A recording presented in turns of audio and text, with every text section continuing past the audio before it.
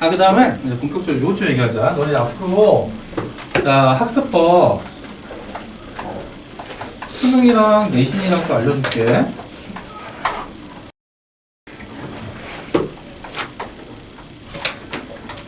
선택 과목이 다 뭐 다르겠지만 비슷해. 과목 공부는. 그래서 너네가 지금 자 1월, 2월 자 개념 했잖아. 그치? 그러면 잘 봐. 일단 지금 중요한 게 6평 전이야. 6월 평가원 전에.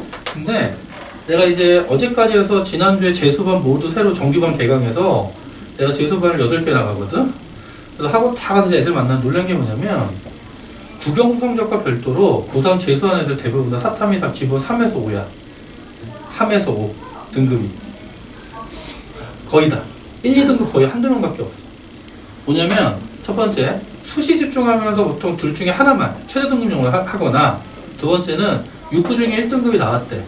수능 가서 폭망한 거지. 1등급 나왔던 애가 막 4등급 나오고 그러거든. 근데 그게 고3 애들의 현실이야. 일단 공부를 꾸준히 안 하잖아.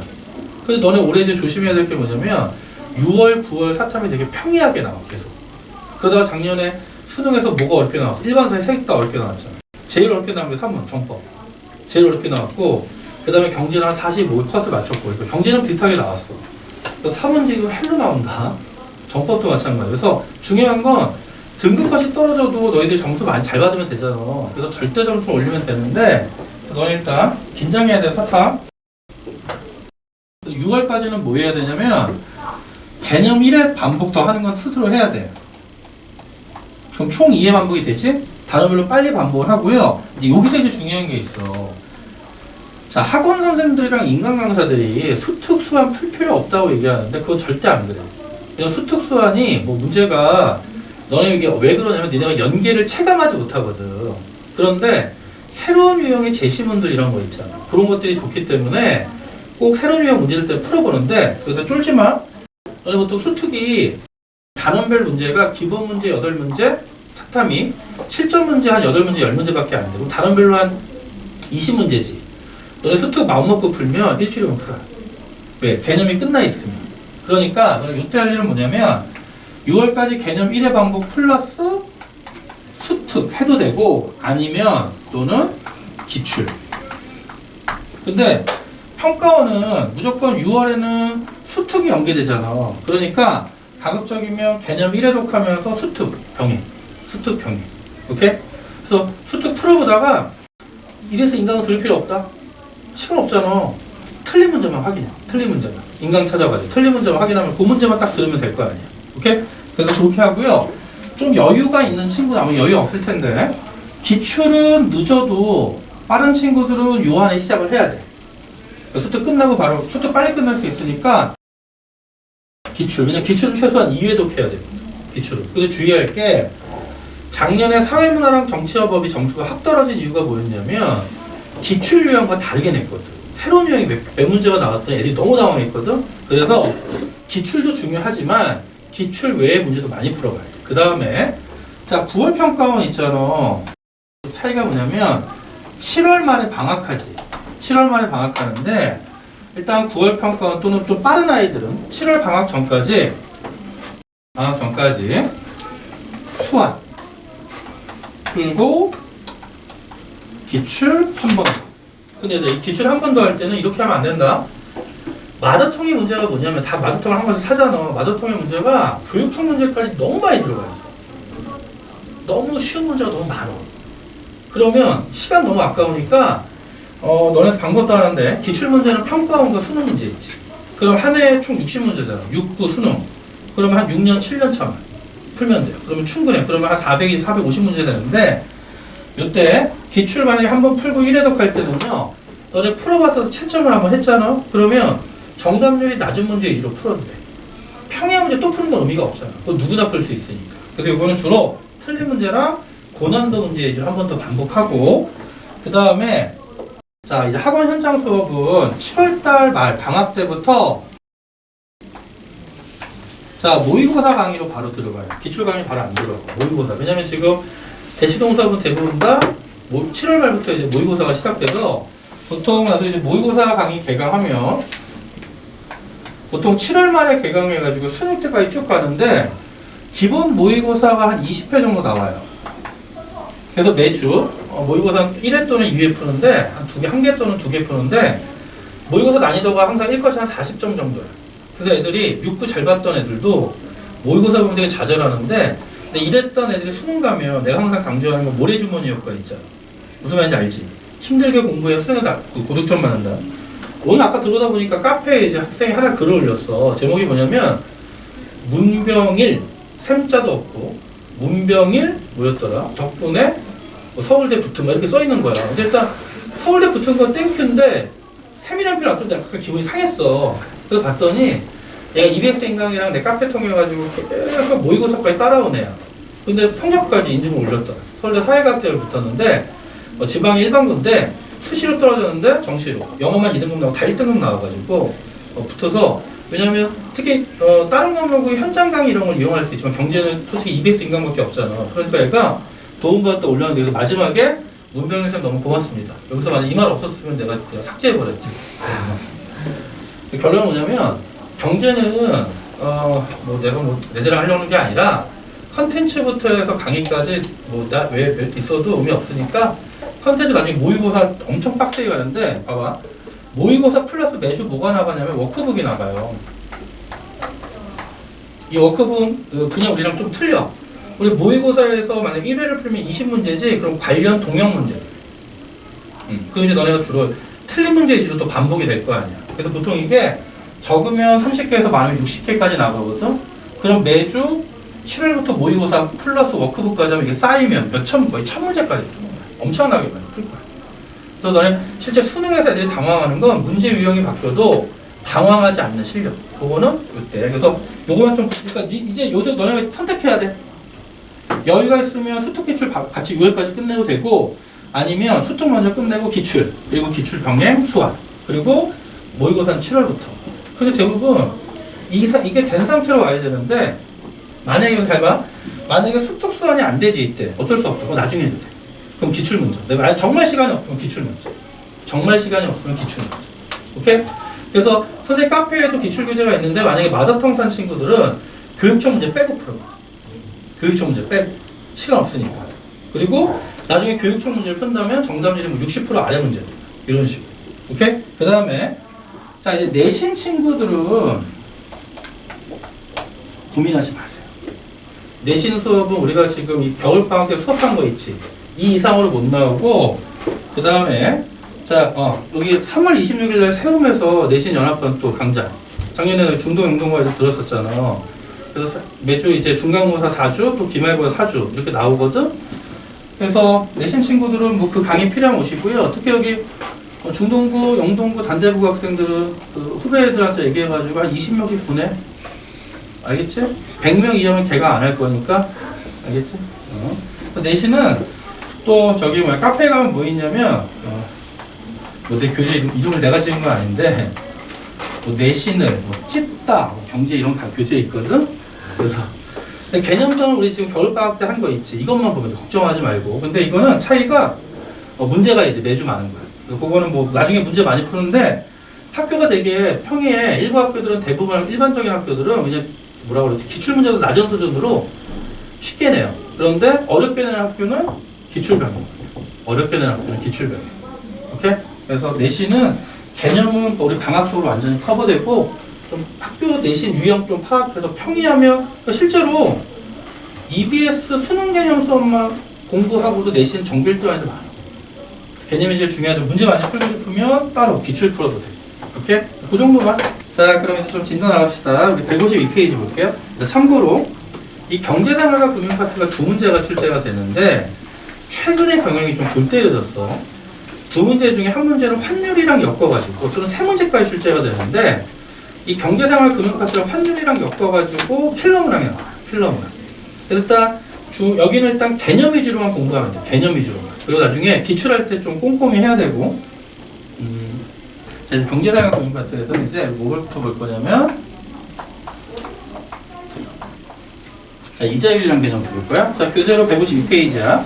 자, 그럼 이자의 의미 보자. 일정 기간 돈을 빌려 쓴 것에 대한 대가. 어렵지 않죠? 그래서 이자율, 같은 표현 금리, 이자율, 금리. 공식을 좀 외워야 돼. 이자율 공식은 원금에 대한 이자의 비율. 자, 그럼 만약에 너네가 100만 원의 원금을 빌렸는데 이자가 10만 원이야. 그럼 100분의 10 곱하기 100 그럼 이자율이 몇 퍼센트지? 10%. 오케이? 그래서 보통 이자율을 1년 단위로 계산을 할 거고. 자, 그 다음에 요 이제 이자율을 또 우리가 두 가지로 볼 건데, 자, 하나는 고정금리가 있고, 자, 또 하나는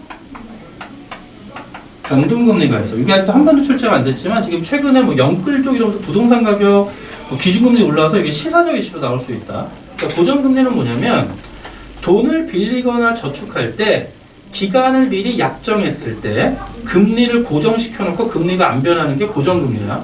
근데 변동금리는 금리가 만약에 변하지, 그럼 바로 그 바뀌는 금리가 적용되는 거야. 오케이? 그럼 너 이런 상황을 생각해봐.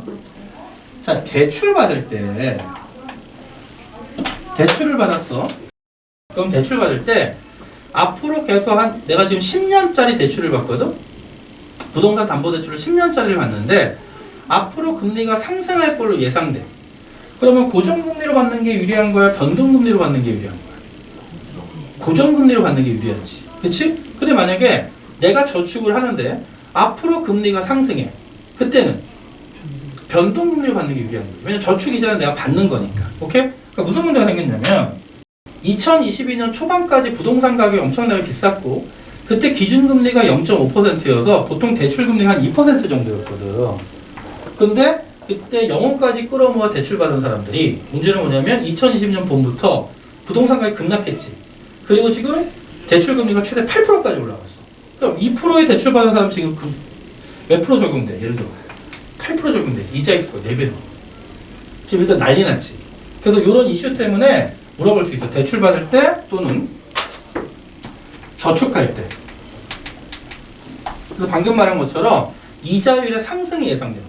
또는 이자율의 하락이 예상된다. 그래서 논리적으로 따져보면 되는 거예요. 그 정도는 좀 널리 해보고. 자, 두 번째는 금리 계산 방법에 따라 달리가 있고요.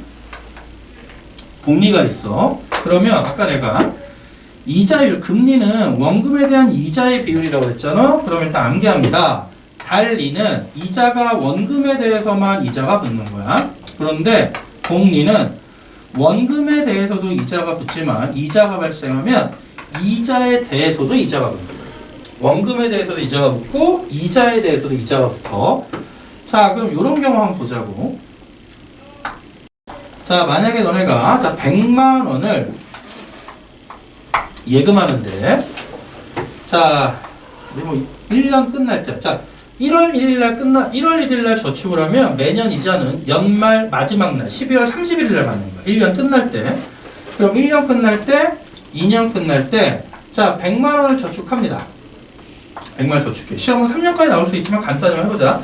그러면 자, 이자율이 달리가 적용될 때의 이자와 이자율이 복리가 적용될 때 이자를 보자고.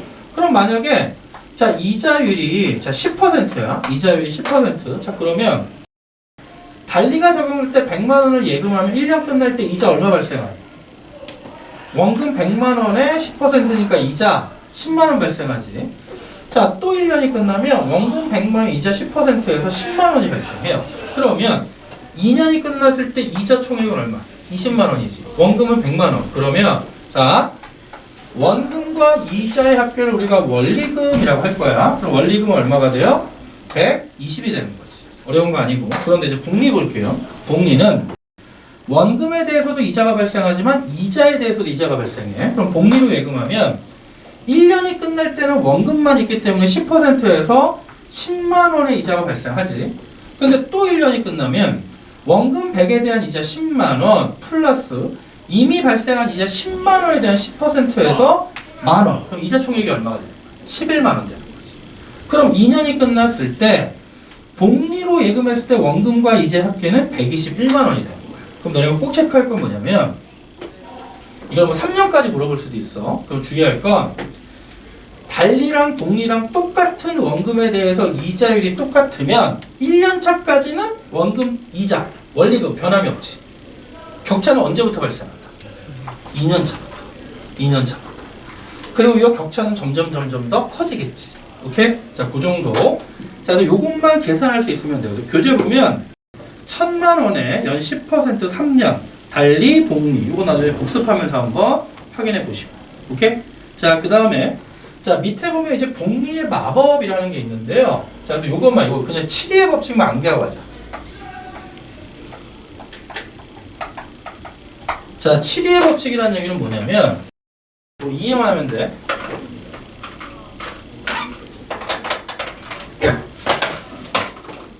자, 7위의 법칙은 이거야.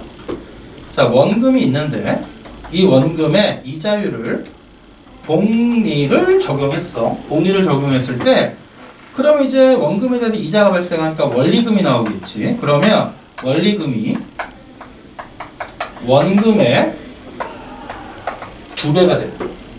원리금이 원금의 2배가 되는데 필요한 이자율과 기간을 나타내는 게 7위의 법칙이에요. 다시 원리금이 원금, 즉 원리금은 원금과 이자의 합계잖아. 그럼 원리금이 원금의 2배가 되는데 필요한 이자율과 기간을 나타내는 게 7위의 법칙이다. 그럼 예를 들어 이거 교재 봐봐. 거기 교재 보니까 뭐라고 되어 있냐면 복리의 마법 봐봐. 10%로 적용했나? 아니구나. 몇 퍼센트 적용했지? 10% 맞나? 그럼 이렇게 볼게요. 너네 봐봐. 내가 말한 원금이 100만 원이야. 원금 100만 원. 그러면 원리금이 원금의 2배가 되려면 원리금이 얼마가 돼야 돼? 200이 돼야지. 즉, 내가 복리로 예금했을 때 원리금이 원금 100만의 2배인 200만이 되는데 필요한 이자율과 기간을 우리가 7위의 법칙이라고 해서 결국 이거야. 이자율, 즉 복리가 적용되는 이자율과 기간을 합쳐서 곱해서 이게 그냥 72가 충족되면 돼요. 72가 충족되면 돼요. 무슨 말이냐면 만약에 이자율이 100만 원을 예금했을 때 이자율이 만약에 기간이 10년이래. 10년. 그러면 이자율이 몇 퍼센트면 곱하기 해버리면 72가 되지. 이자율이 7.2%면 곱하기 10 하면 70이 되지. 그러면 이 얘기는 복리 이자율이 10%일 때 7.2년이면 원리금이 원금의 2배가 되는 거야. 만약에 기간이 5년이래. 그럼 이자율이 얼마가 나와야 72가 될까? 10. 4.3? 4?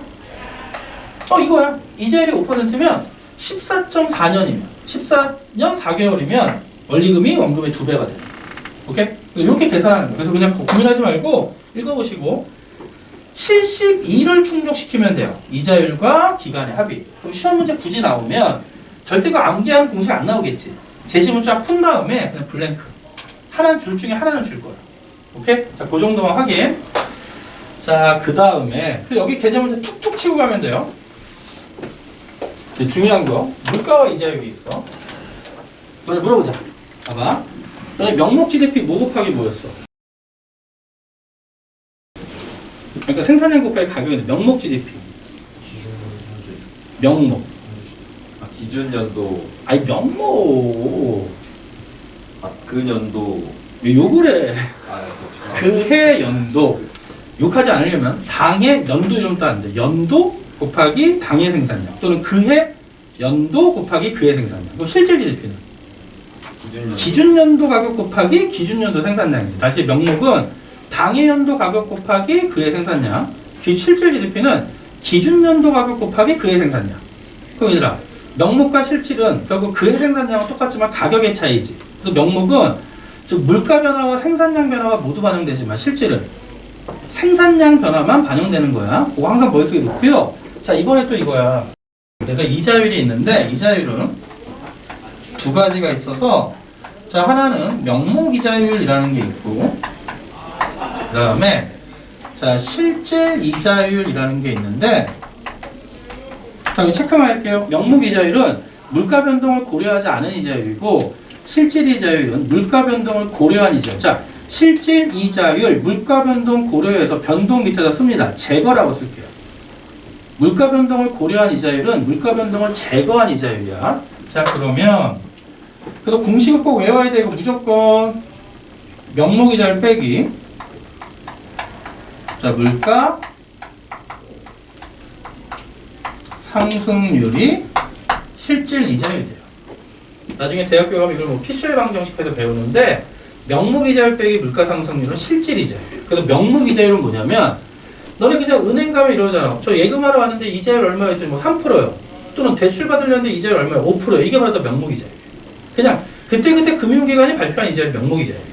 우리나라에서 중앙은행이 지금 기준금리 3% 이것도 명목 이자율이에요. 그냥 물가 변동을 고려하지 않았거든. 그럼 이제 너네 쉽게 이해하는 건 이거야. 자, 너네가 지금 만약에 1억이 있어. 그럼 얘들아 너네 1억을 놀리면 그냥 은행에 넣으면 그냥 넣으면 이자가 별로 없잖아. 또는 집안의 금고에 넣으면 그냥 현금만 보유되지. 그러니까 대부분 사람들이 투자를 한다고 그러잖아. 그럼 너네 보자. 1억을 투자할 수 있는 수단이 딱 두 가지 있다고 쳐볼게. 하나는 뭐에 투자할 수 있냐면 예금을 할 수 있고, 자, 또 하나는 자, 실물 투자할 수 있어요. 그 실물은 대표적으로 금이라고 부르죠. 금. 그래서 1억 원으로 예금을 선택하거나 또는 1억 원짜리 금괴 한 개를 살 수 있는 경우를 보자. 자, 그러면 봐봐. 내가 은행에 1억 원을 예금했더니 명목 이자율이 만약에 5%야. 그러면 이자율이 5%면 1년 뒤에 이자 얼마 주는 거야? 1억에 5%면 얼마? 계산해봐. 500만 원 받는 거지? 그 원리금이 얼마가 돼요? 1억 500만 원이 되지. 그치? 자, 그럼 잘 봐. 내가 지금 1억 원의 현금을 갖고 있는데 이 현금 1억 원으로 금괴 한 개가 실물이 1억 원이야. 그러면 지금 현금 1억의 구매력은 금괴 한 개지. 실물 금괴 하나 살 수 있으니까. 자, 그런데 명목이자 5% 예금을 했거든? 근데 물가 상승률이 만약 3%야. 그러면 내가 지금 1억 원으로는 예금도 할 수 있고 금괴 1억짜리 금괴 하나를 살 수 있어서 현금 1억 원의 구매력이 금괴 한 개였는데, 자, 1년이 지났어. 이자의 명목 이자율이 5%고 물가 상승률이 3%면 은행에 1억을 넣으면 1년 뒤에 1억 500을 받지, 원리금으로. 자, 그런데 금괴는 한 개가 얼마 될까? 야, 금괴가 실물인데 물가 상승률은 실물 가치의 상승률이잖아. 그럼 금괴 1억의 실물이 3% 오르니까 얼마가 되겠어? 1억 300이 되지. 그럼 예금한 돈 1억 이자 받아서 1억 500을 받으면 금괴 한 개를 사고도 돈이 남아 부족해. 200이 남지. 또 구매력이 증가한 거지. 결국 뭐냐면 명목 이자율이 물가 상승률보다 높으면 명목 이자에서 물가 상승률을 뺀 게 실질적 이자율인데 2%야. 그러면 실질 이자율은 물가가 상승했지만 2%, 200만 원인 거지. 왜? 똑같은 금괴를 사고도 200만 원 남으니까. 결국 이 얘기는 이거야. 우리가 이렇게 명목 이자에서 물가 상승률을 빼서 실질 이자율을 구하는 이유는 이겁니다. 내가 만약에 예금을 했다면 얻을 수 있는 원리금이 있잖아. 얘들아, 원금과 이자 합계가 원리금인데, 자, 원리금은 당연히 증가했지. 근데 실질적 구매력이 어떻게 돼요? 실질적 구매력은 실물을 사고도 200이 남기 때문에 실질 이자율이 플러스가 나오면 원리금에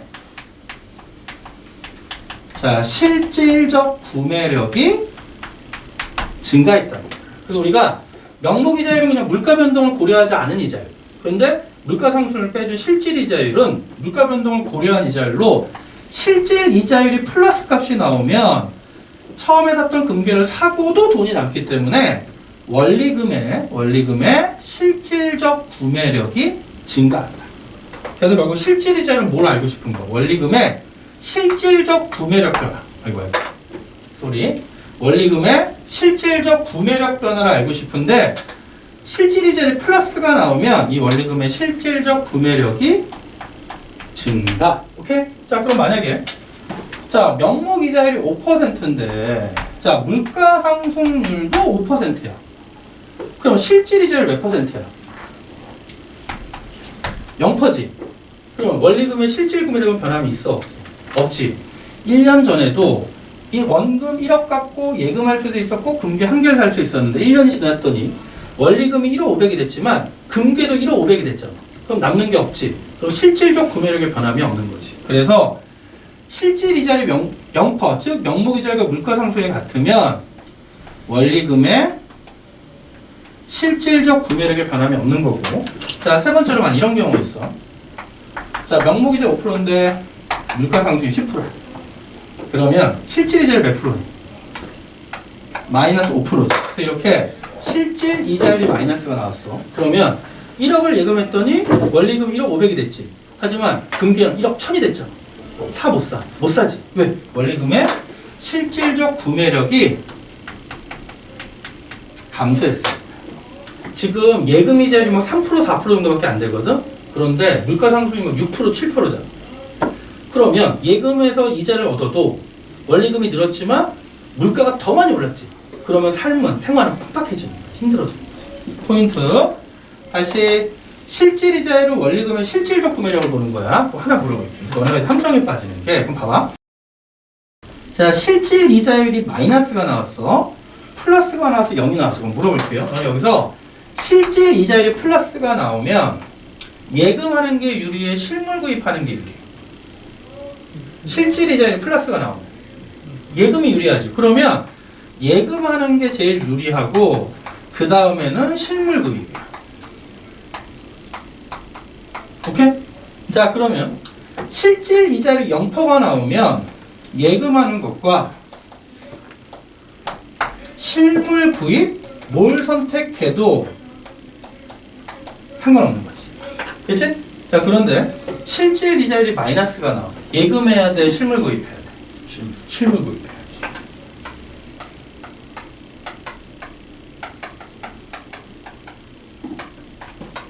오케이? 하나 더 추가합니다. 자, 이 경우에 다시 첫 번째 봐봐. 첫 번째에서 예금이 실물 구입보다 유리하지. 그러면 현금 보유는 어디에 나갈까? 누가 더 유리할까? 야, 만약에 이렇게 한다면 갑자기 이거 마이너스 한다면 현금 보유가 더 유리하다고 그러고 틀린 게 뭐냐면 야, 1억을 그냥 현금으로 보유하면 1년 뒤에 얼마야? 그냥 1억이지. 그치? 그래서 꼭 체크해. 현금 보유는 어느 경우도 가장 꼴등이야. 현금 보유는 어느 경우도 가장 꼴등이야. 현금 보유. 이제 함정에 빠지는 게 이렇게 나와. 실질 이자율이 마이너스래. 그 다음에 현금 보유가 예금보다 유리하다. 틀리지. 현금은 그냥 원금이 유지되지만 실질 이자율이 마이너스여도 예금하면 명목 이자율의 5% 이자가 발생하죠. 그 원리금은 증가할 거야. 이해돼? 그래서 여기 낚이지 마. 현금 보유보다 여전히 예금이 더 유리한 거죠. 그러니까 여기 특히 3번 실질 이자율이 마이너스일 때는 실물 구입이 제일 유리하고 그 다음 예금, 마지막에 현금 보유. 원금만 유지되는 거. 그거 주의하고. 그거 주의하고 하나 더. 또 하나 이제 함정에 빠지는 게 잘 봐. 실질 이자율이 마이너스야. 잘 들어. 원리금은 감소한다. OX. 원리금은 증가하지. 5%만큼. 단 원리금의 실질적 구매력이 감소하는 거지. 정말 낚이기 쉽지. 원리금이 감소하는 게 아니야. 셋 다 원리금은 증가해. 원리금의 실질적 구매력이 변화하는 거야. 원리금의 실질적 구매력의 변화. 이거 틀리면 병신이다 진짜. 알겠지? 그래서 과거 기출이 주로 이 문제 갖고 무조건 출제했는데 최근에 좀 이건 이제 출제되기도 하고 안 되기도 하고 하지만 가장 빈출 주제니까 알아두세요. 자, 그러면 우리 물가 변동과 실질 이자율 관계 체크. 됐죠? 아, 또 하나 봐봐. 너는 이제 문제를 푸는데 너는 물어볼게. 명목 이자율이 마이너스인 경우 있니? 현실적으로. 없지. 야, 은행 갔더니 대출 이자율 얼마였대? 마이너스 2%래. 그럼 땡큐지. 그래서 대출 이자율, 즉 명목 이자율 마이너스가 없어. 근데 갑자기 너는 문제를 푸는 제시문 이렇게 나왔어. 갑자기 제시문에 자 이렇게 나와. 마이너스 금리 시대 도래. 그러면 마이너스 금리가 나타나 시대가 할 때. 그럼 그 마이너스 금리는 명목 금리가 아니라 무슨 금리를 얘기하는 거야? 실질 금리 얘기하는 거지. 그러면 뭐가 뭐보다 높다? 물가 상승률이 명목 이자율보다 높다는 거야. 물가가 너무 치솟고 있다는 거야. 이해돼? 또 하나 마이너스 금리라는 표현 나오면 실질 이자율. 마이너스라는 금리는 실질 이자율. 오케이? 지금 상황이 이런 상황이야. 그래서 수능에 시사적 문제가 나올 가능성이 크지. 여태까지 이런 경우 없었잖아. 여태까지.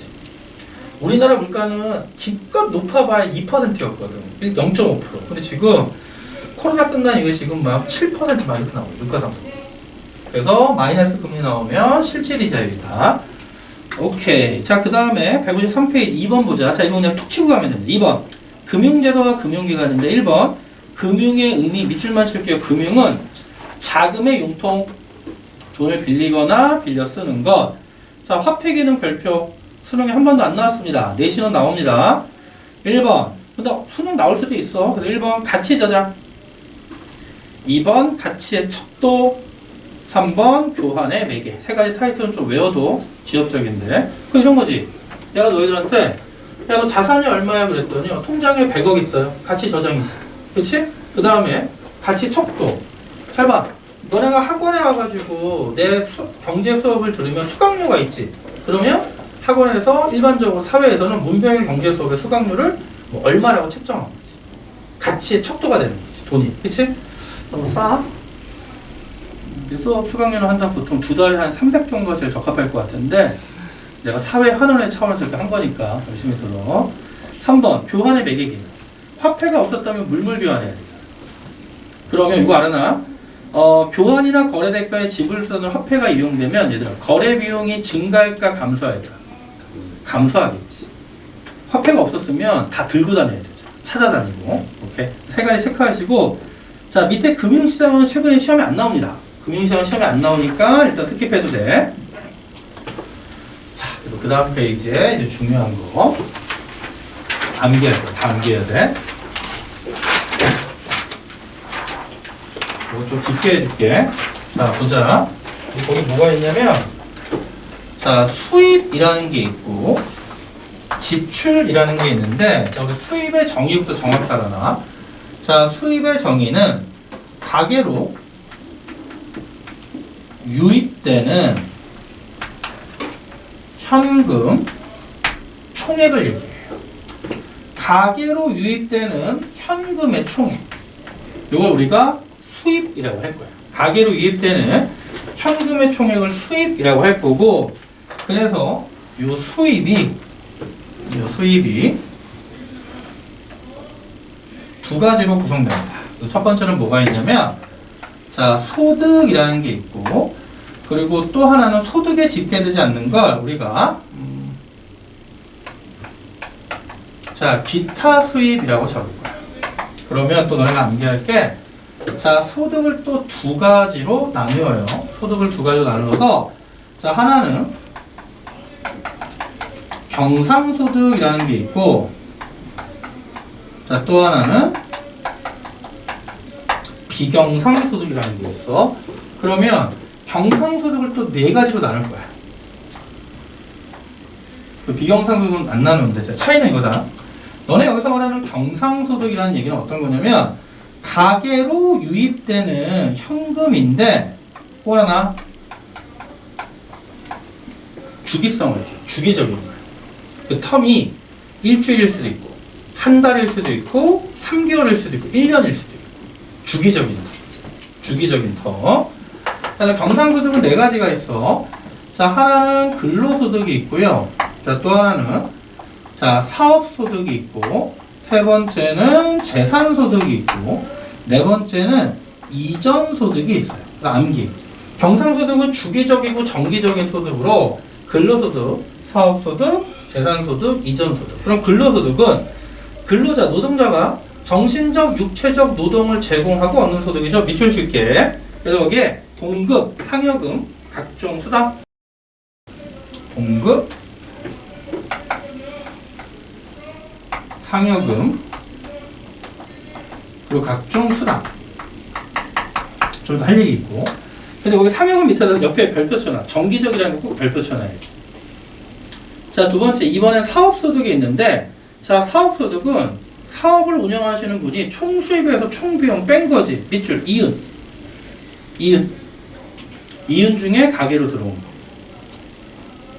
아버지가 사업하시면 엄마한테 매달 뭐 일정액을 주실 거 아니야. 그거라고 보면 되고요. 자, 재산소득은 금융자산, 실물자산을 통해 얻은 소득은 세 가지밖에 없습니다. 암기합니다. 재산소득은, 잘 봐, 너네가 만약에 은행에 10억을 예금해놨어. 그럼 이자 들어오지. 너네 그거 알아? 이자가 얼마마다 들어오는지? 너도 알아? 나 이자 텀은 3개월마다야. 그래서 너네 통장에 돈 왔다, 뭐, 돈이 뭐 좀 넣었다 뺐다 할 텐데, 통장 한번 3개월마다 찍어보면 밑에 갑자기 돈이 들어와. 3원, 12원 이렇게 들어와요. 그게 이자 수입이야. 이자 수입이고. 그래서 예금하면 3개월에 한 번씩 이자 수입. 자, 주식 사면 1년에 한 번씩 배당 수입. 그치? 그리고 만약에 부동산을 고객가 빌려주면 한 달에 한 번씩 임대료. 그래서 이자, 배당금, 임대료 세 가지는 반드시 합니다. 이자, 배당금, 임대료 반드시 합니다. 오케이? 자, 근데 재밌는 거 하나 더. 얘들아, 이 근로소득이랑 사업소득이랑 재산소득은 어떻게든 생산활동에 기여를 해. 당연히 근로는 생산에 기여했지? 사업도 기여했지? 자, 내가 주식에 투자하면 그게 회사의 자기 자본이 돼서 사업을 운영할 거 아니야. 생산을 할 거 아니야? 그리고 건물 빌려주면 거기서 기업들이 생산하겠지? 그 다음에 채권사도 돈을 빌려준 거니까 그 채권 발행 자금을 기반으로 회사들이 회사를 운영해서 생산을 할 거야. 결론은 셋 다 생산에 기여하는데 이 이전 소득은 생산에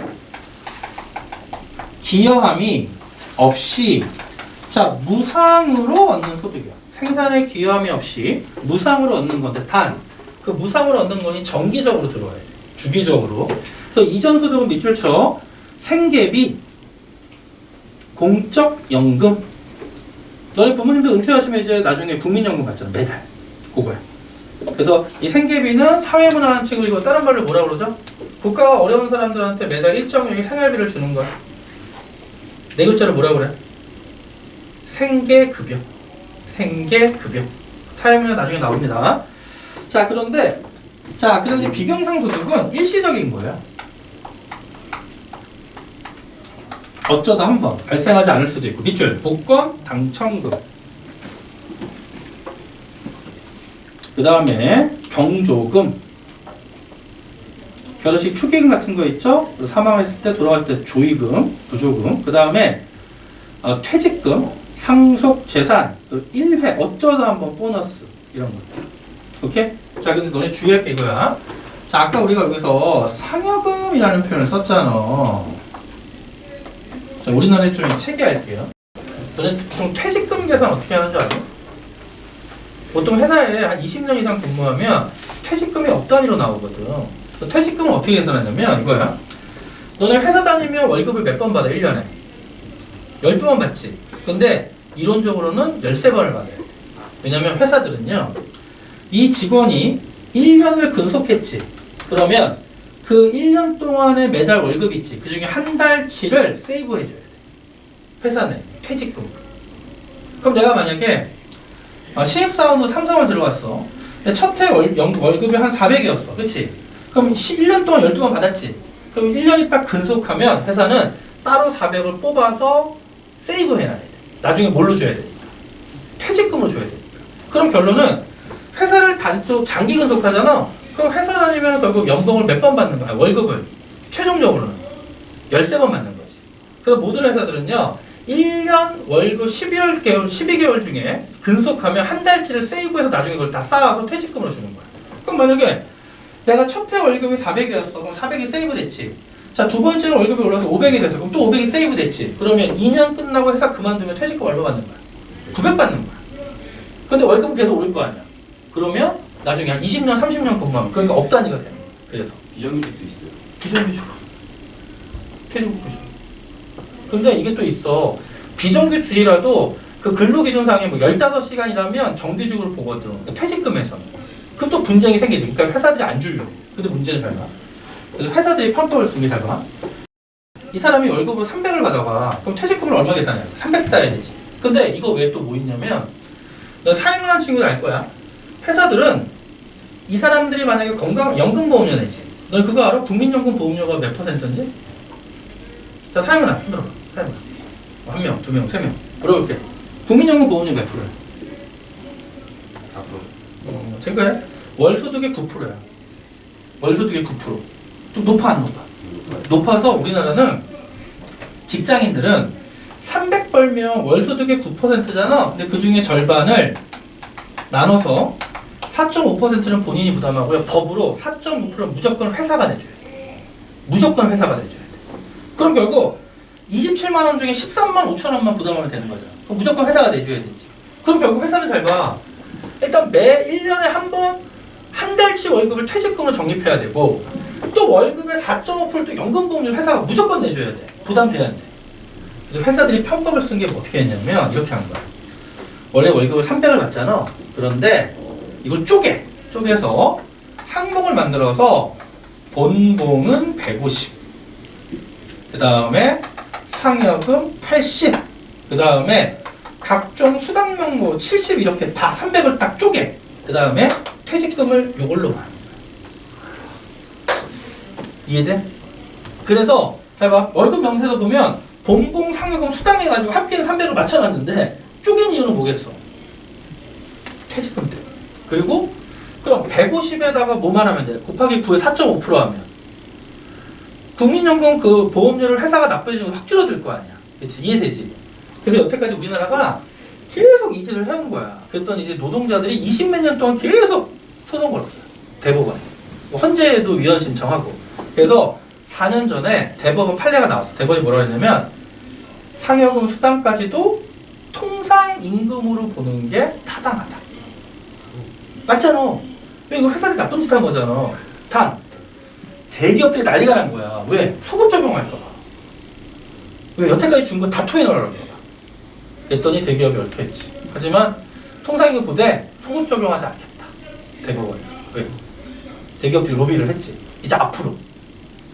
그래서 원래 노동자들이 받아야 할 퇴직금 훨씬 적게 받았다는 거야. 그래서 너네 봐봐. 그럼 상여금이 있는데 이 상여금은 결국 매달 나오잖아. 그럼 이것도 무슨 소득이라고 봐야 돼? 근로소득이라고 보는 거예요. 그래서. 이 수당도 근로소득이라고 보는 거예요. 그래서 특별한 언급이 없이 그냥 상여금 또는 수당 나오면 그냥 근로소득, 정기적인 거. 이해하고 삼성에서 올해 반도체가 대박이 난 거야. 그래서 삼성은 보통 이런 게 있어. 초과 이윤이, 그러니까 계획을 해서 이윤을 얼마를 잡았어. 근데 그거 이상으로 초과 이윤이 나오면 그 초과 이윤의 50%를 다 직원에 돌려줘. 그래서 삼성전자 대박 날 때요. 보통 연봉을 보너스로 받는 경우가 있어. 괜찮지? 연봉을 보너스로.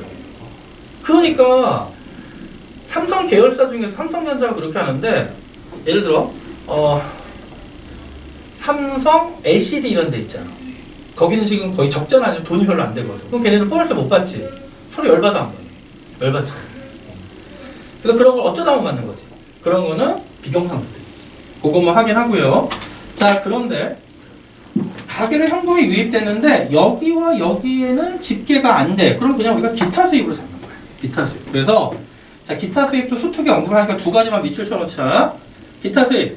자산 변동으로 인한 수입 밑줄, 부채 증가로 인한 수입 밑줄.